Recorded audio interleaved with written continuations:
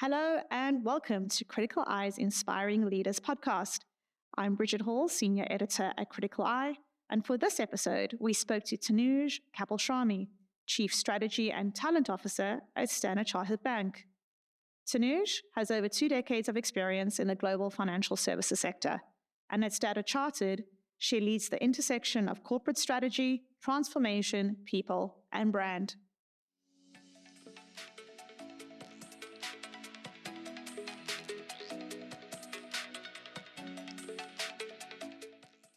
Hi, Tanuj. So fabulous to have you on our Inspiring Leaders podcast. So maybe to kick us off, you could tell us a little bit more about yourself and your career and kind of what led you to your current role at Standard Chartered. Fantastic. Thank you. Thank you for inviting me. It's great to be part of this conversation. I've been working for 20 plus years now in financial services all over the world. So worked across several markets in Asia, Middle East, and London, of course, which is where I'm based now. A variety of roles, largely in HR. So all aspects of HR management. Before I joined Standard Chartered, I was with HSBC for almost 18 years. Again, multidisciplinary across markets in Asia, Africa, and Middle East. Originally joined Standard Chartered as the group head of talent, learning, culture, looking after the bank's cultural transformation program, which is where my innings with Standard Chartered started. Took over the role of this as the CHRO, and then very recently got appointed the Chief Strategy and Talent Officer. Yeah, and it's quite interesting because I've had a few interviews now around CPOs picking up additional aspects of their role. And for you, it's strategy. So can you tell us a bit about this role that's sort of blending strategy, people, brand, and what your vision is for the bank?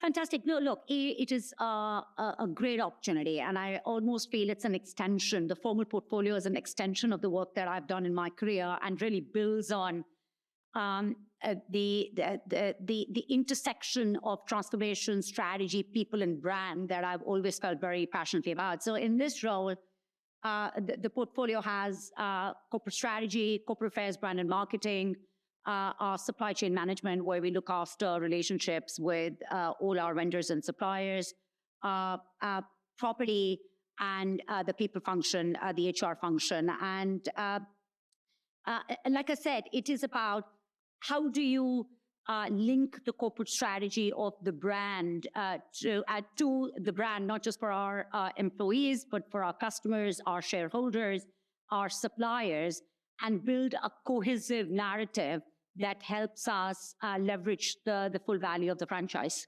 Yeah, absolutely. And I'm mindful as well that Standard Chartered is a big global bank. You're headquartered in London, but actually I lived in Hong Kong before. You have huge presence in Asia and Africa and elsewhere. So when you're building out a global leadership team, what do you think is the best structure and where have you seen us done well?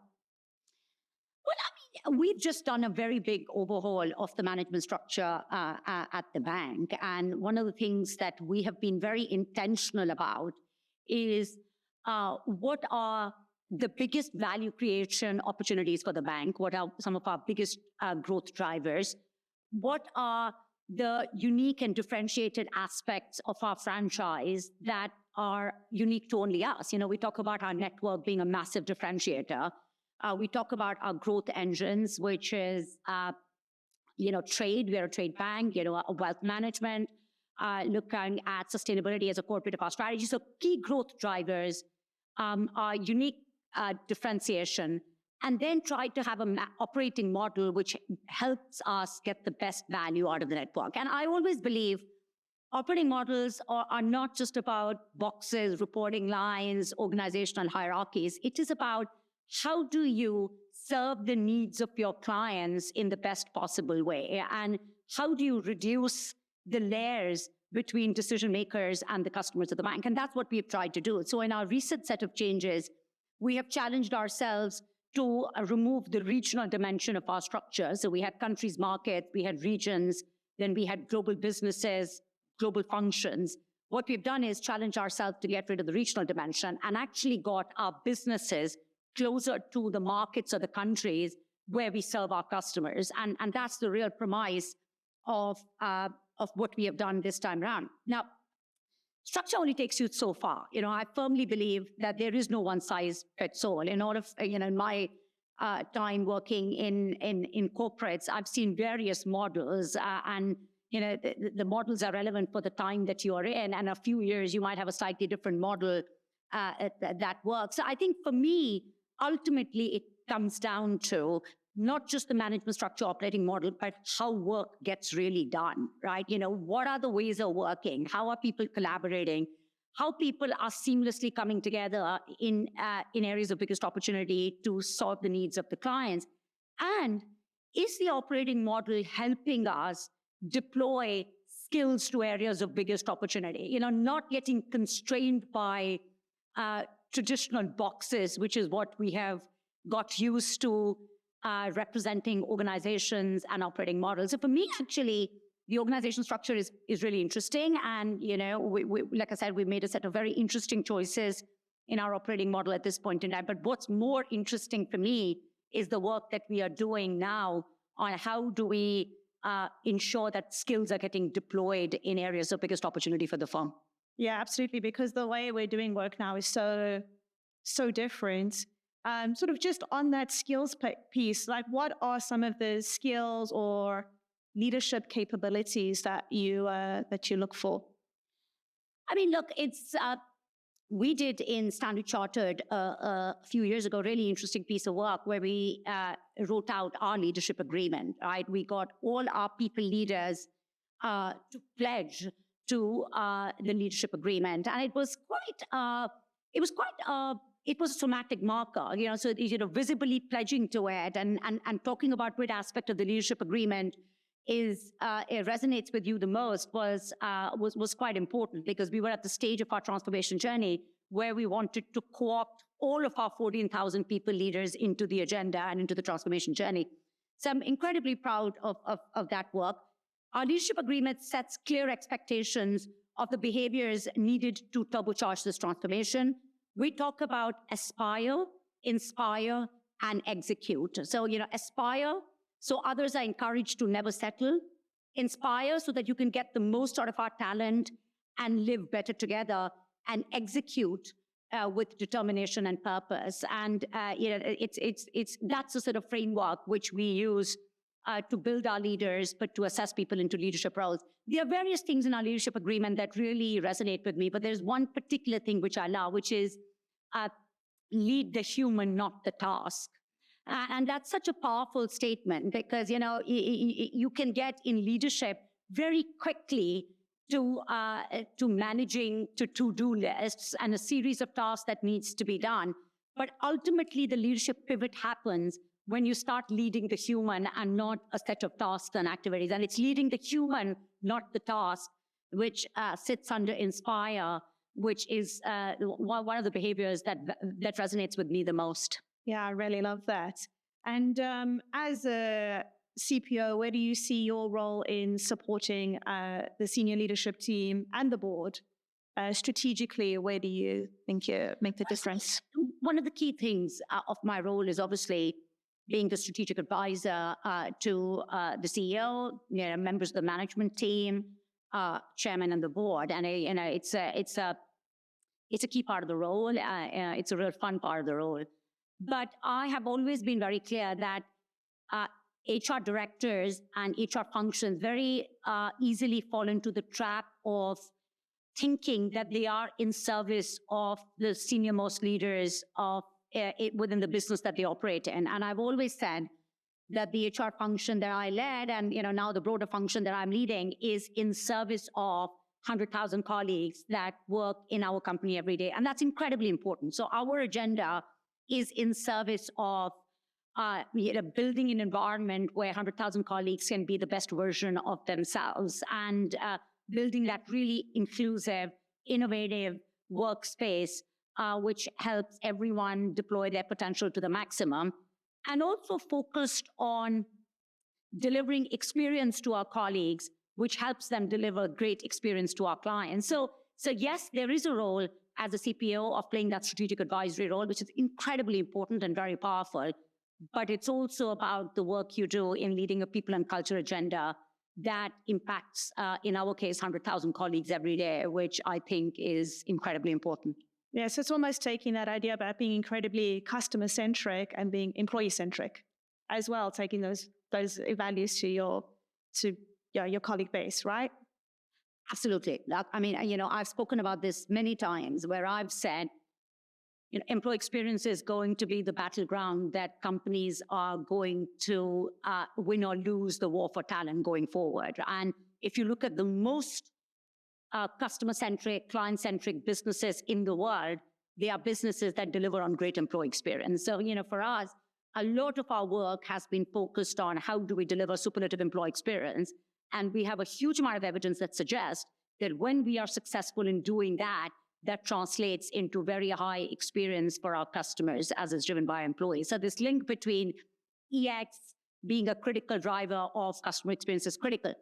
I'm hugely excited that in my expanded portfolio, we are able to think about employee experience far more holistically now, and that's a really interesting opportunity. So, if you look at the strategy, articulated the strategy, how it flows into the brand, you then think about how that impacts our client value proposition and our employee value proposition, and how do you ensure consistency in the way our customers or our clients experience our brand and how our colleagues experience our brand.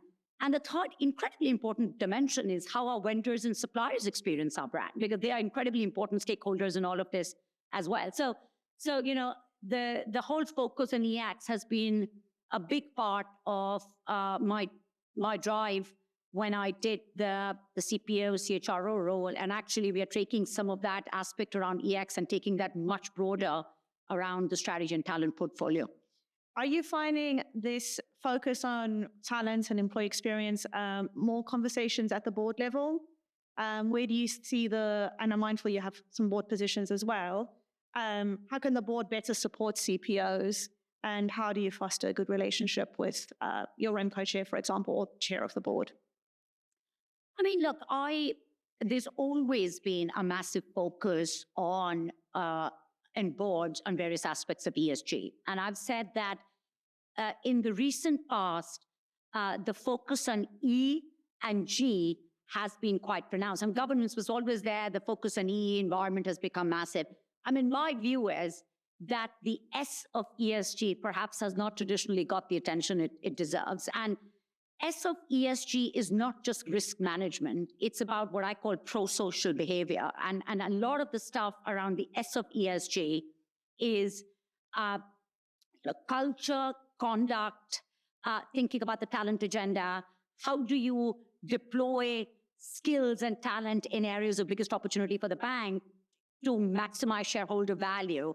I think those are critical and important conversations that boards are now having. And then the other aspects of sort of S, the area of inclusion, you're thinking about well-being, but all with the objective of sustained high performance. And I think, to me, thinking about the S of ESG, as I said, not just as a risk management aspect, but pro-social behavior that leads to sustained high performance in business, is an area that the boards are getting increasingly very focused on, and that's important.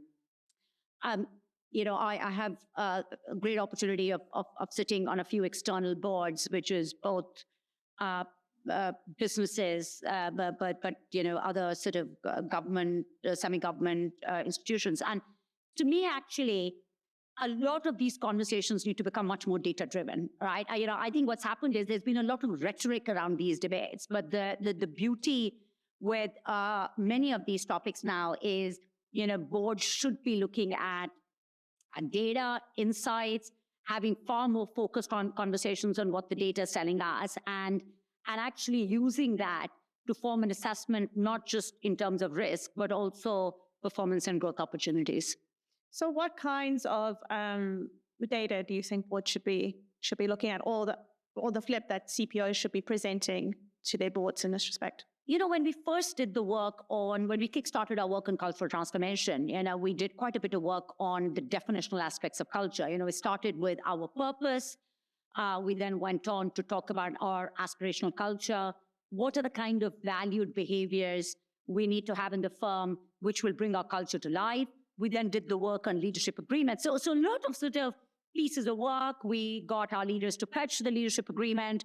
We then had loads of learning programs.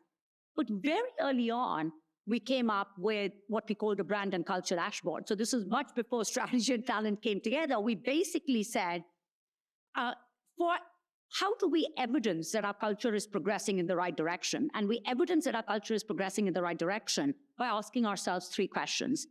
Is our bank becoming a better place for our customers, right? Is our bank becoming a better place for our employees? And third, do we have evidence that we are making concrete steps to become a much more innovative, inclusive, and high-performing culture? That was the definition of our culture. And we started looking at a series of metrics. So we started looking at client satisfaction, CVP, both in our retail consumer banking businesses. We started looking at client attrition, how deep are we penetrating in the client, repeat rates, so loads of client metrics. We then started looking at employee metrics, attrition, high performance attrition, EX scores, inclusion index, and then started correlating various aspects to give our board the confidence that the work that we were doing on our culture was actually making us a better place for our customers, for our employees, and becoming a much more innovative, inclusive, high-performing organization. And when we took the first dashboard to the board, which was 5-6 years ago, it wasn't perfect, right? And we sort of worked on the data. We looked at various pieces of analysis. We challenged ourselves and assumptions, went back, and we refined that. But I think it was very, very important for the conversation to start being led by data and outcomes and measures, which were not just internal satisfaction metrics, but they were outcome metrics in the way our customers were perceiving us as a brand. So I guess my view always, when it comes to data and data-led conversations, is progress over perfection. Sometimes what happens is you spend years and years trying to perfect data and pieces of information, but you've lost the opportunity, right? It's really important. A lot of these conversations in leadership and culture are perceived as soft conversation, and I would submit that there is nothing soft about conversations in leadership and culture, but it's imperative on boards and the executives who are responsible for those conversations. It could be the CEOs, the CHROs, the heads of strategy, brand marketing, to ensure that these conversations become much more led by outcome data. Yeah, absolutely. And we've touched on a few things now around high performance, strategy, different ways of working. And I was just wondering, if we're thinking about the HR function itself, how do you see that evolving in the future? Like, how does it need to adapt and change so that it is, aside from data that we just mentioned, really at the forefront of driving strategy? There are 2 or 3 things which I have believed are incredibly important in how HR functions need to evolve. The first one is, I believe HR was traditionally positioned as a custodian of jobs. It increasingly needs to become a custodian of skills. And this is not just sloganeering. I say this a lot. It's genuinely, fundamentally reimagining the operating model inside companies to ensure that skills can flow seamlessly to critical pieces of work. And I think that's critical. How do you hire? How do you promote people? How do you give people career opportunities? To be done around skills versus traditional jobs, it's a very big pivot, but I think it's a fascinating and a really interesting opportunity. And this pivot had started happening a while ago now, but what AI, especially Gen AI, has done has accelerated the trend even more, because a lot of traditional jobs are going to be disrupted, are being disrupted, but loads of new jobs will come up, and they require some say in some different skills. And unless we really understand the skills heat map inside companies, what companies have, what they don't have, how colleagues can be reskilled in these areas of future-focused opportunity, there is a massive commercial opportunity that is being missed out by companies who are not doing it. So this idea of HR being custodian of skills and not jobs, and what does it mean to fundamentally reimagine the operating system that exists in companies, I think is critical. There are 2 other things. being data-led, data-driven has been spoken about a lot. It's critical. One of the things we did very early on when I took on the CHRO role is we upskilled everyone in HR, including me, on data and analytics. What does being a data-driven HR function mean? What does that mean? What does data literacy, data fluency, and everyone in the function went through that training, right? So that is one.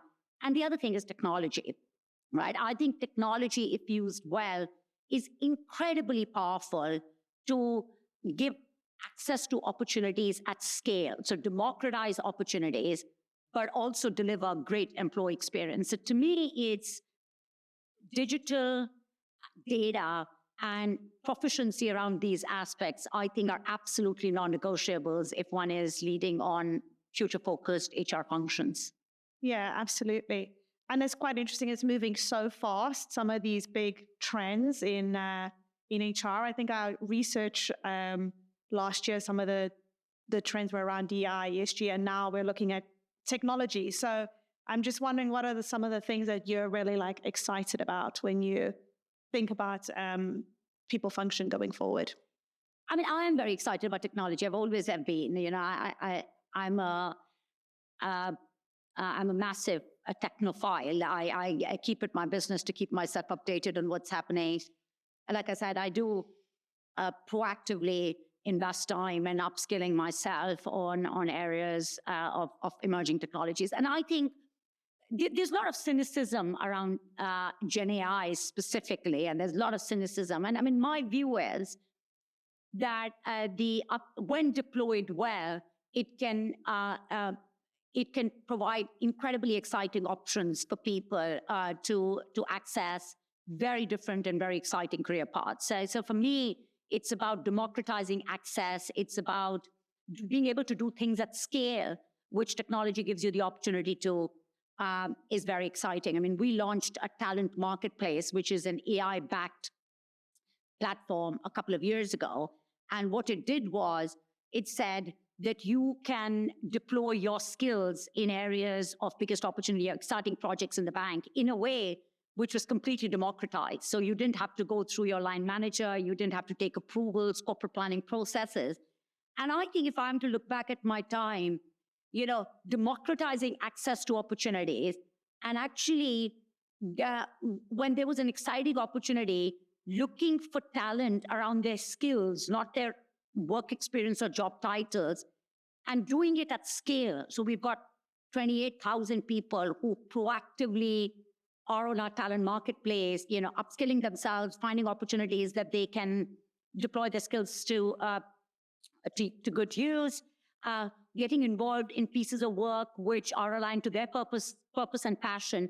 There is no way we could deliver that without AI. And, our talent marketplace is linked to our learning platform, so you can take on exciting work and then upskill yourself in areas of opportunity. So, what we have done, we've sort of very recently changed our intranet, which is our internal communications platform, to make it much more based on co-creation, led by employees. Your content comes to you a bit like Netflix on the basis of your interests and how do you consume it. And to be able to do that, right? I mean, as somebody who has seen traditional intranets for 25 years in my career, to then experience what our comms teams have done with Pulse, which is the tool we use, and the power of it is phenomenal. So I think, to me, I'm a big believer that technology, if used well, and that is a big if, you need to understand how the technology works. You need to ensure that people who are choosing the pieces of technology have they have an inclusive mindset as well, right? So, you need to just get users closer to the design choices. So the choice of technology has to be done in a thoughtful way, but I'm a firm believer that it has a power to revolutionize how work gets done, and that's happening as we speak. Yeah, absolutely. And we mentioned AI there. I'm just wondering, on the flip side of that, because I think everybody's very enthusiastic and is sort of scared of missing out, what are some maybe challenges or risks that you're sort of wrestling with, or you think about that? Well, the risks, they're very significant risks. And, we should not downplay that. Even before we started doing our experiments in AI, we had a council that we set together which only focused on ethics and privacy around AI. Those conversations started much, much before our actual experimentation started. And it scares me when I speak to some business leaders who are not thinking outside of our business, of course, not thinking proactively about the risks associated, be it around ethics, be it around privacy, be it around data control, data sovereignty. So I think those aspects are incredibly important. I also think that putting the right controls in place to get people the opportunity to experiment in a sandbox is important, right? I mean, you've got to create safe sandboxes for people to be able to experiment and try it out before you do something at scale. So how you deploy these technologies, and we are a regulated business. Our regulators have a very strong point of view across markets. How do we engage with regulators? How do we bring them along with our journey? All of that is incredibly important. But to avoid doing that does not mean that you don't engage with those conversations. I think the starting point is educating everyone on the impact of these tools and some of the challenges, so that people can make thoughtful choices. I mean, we've got in a couple of weeks now our Global Learning Week. So once a week, we have a couple of days where the whole firm, 50 plus markets that Standard Chartered is in, 100,000 colleagues, engage in learning. So in learning as groups, as individuals, and a huge focus of our Global Learning Week this year is about getting our employees future ready. How do we give them the skills that are going to be needed in future work? And we are really doubling down on AI and Gen AI. Education, getting people an opportunity to experiment in a safe space, telling them what are the risks of. So I guess my only advice to people who are thinking about it, or businesses thinking about it, is that you need to create the guardrails and you need to be thoughtful, but you need to do some controlled experimentation, because unless you do that, you are never going to come to the right solutions for your business. Yeah, absolutely. What it would be your advice to someone taking on their first group CHRO role? I think, I think it's quite important to be quite reflective on what is the kind of leader you want to be. I mean, that would be for me, for anyone taking on any leadership position, right? And I always said when I took on my CHRO role, which was also my first management board role, so that was the first time I worked in a company and board position. I mean, there were the technical bits of the job which I had to upskill myself. Quite a few things I knew. There were many things I didn't know.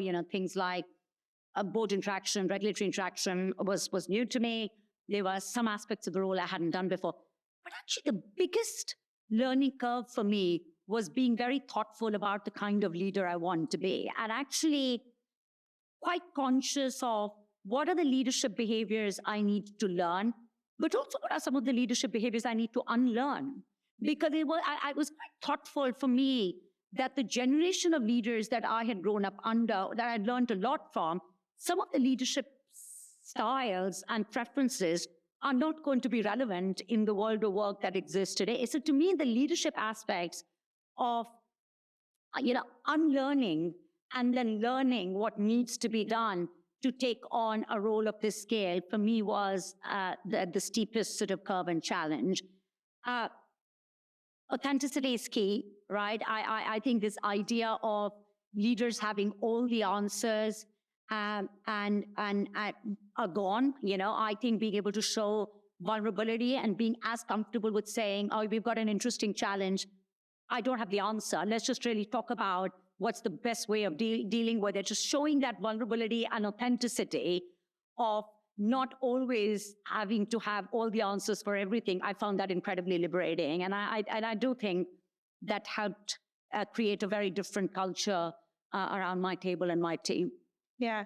You said there that you thought about sort of the type of leader that you want to be. How would you describe your leadership style or philosophy? Every time I get asked this question, I always tell people you should ask my team, because I suspect they'll have an interesting sort of perspective. For me, there are a couple of things. Very early on, I was very clear that I would be fair and transparent in what I do. And I think a lot of my team members will hopefully, even if they don't agree with many of the things I do, I think they will say that Tanuj is fair, firm, and quite transparent. So, what you see is what you get, very open. I seek feedback, but I give feedback. I don't wait for quarterly, annual appraisal cycles to do that. And I genuinely enjoy the content of work I do more than the title and the office and the trappings, right? I really enjoy working in an emerging markets bank that is in some of the most exciting markets in the world. I really enjoy thinking about people, culture, strategy, talent in a world which is seeing unprecedented amount of change. I love thinking about the challenges that have got to do with intergenerational workforce. We've got a large percentage of our workforce that are Gen Zs. I love the intellectual challenge of the job and the content of the job more than anything else. And I think that passion for what I do, hopefully, is something that my team, observes in their dealings with me. We alluded to earlier that you sit on some boards, and I was just wondering, that are outside of Standard Chartered, how does that experience being on boards, how do you bring that into your position at the bank? And would taking on NID roles be something you'd recommend to someone? 100%. So I've been on the board of a big retailer in UK for 4 years now. I genuinely feel for executives to take on board roles, be it private sector, public sector, charities, NGOs, is absolutely critical, right? So, for me, some of the things I have learned firsthand is if you are in a fast-moving retail business, the kind of focus on client insights and agility to be able to respond based on client feedback is completely different level, right? To what you think of in a global universal bank where our customer groups are quite fragmented. So you have corporate clients where you get feedback in a very different way to then retail clients. So this client centricity, client obsession, really starting with the voice of the customer in everything is something that I learned from retail. I have to say, some of the work we are doing on employee listening in Standard Chartered, a lot of that is inspired by my experience of seeing retail very, very closely. To me, the other thing has been just the way they think of their suppliers as part of the broader ecosystem. And there have been some really interesting learnings as well. So, it is a real privilege to be able to have engagements with external boards, very interesting organizations that I'm involved with along with my day job. But to my mind, it's absolutely critical to be able to bring that experience of other industries, different sectors into your day jobs. And there are huge level of similarities. A lot of people say, what's the similarity between a bank and a big grocer? And, there are loads of similarities because ultimately they are people businesses. And is this intersection of people and technology, which is very, very similar in both our businesses. Tanuj, thank you for being on the Inspiring Leaders podcast and sharing your thoughts and advice with our listeners. As I said at the start of this episode, this is part of Criticaleye's Inspiring Leaders series, which can be found on Podbean and Spotify. Please do subscribe to our channel to be notified of new episodes. Plus, for more information on how we support leaders and senior teams at Criticaleye, visit our website at www.criticaleye.com. Thanks for listening.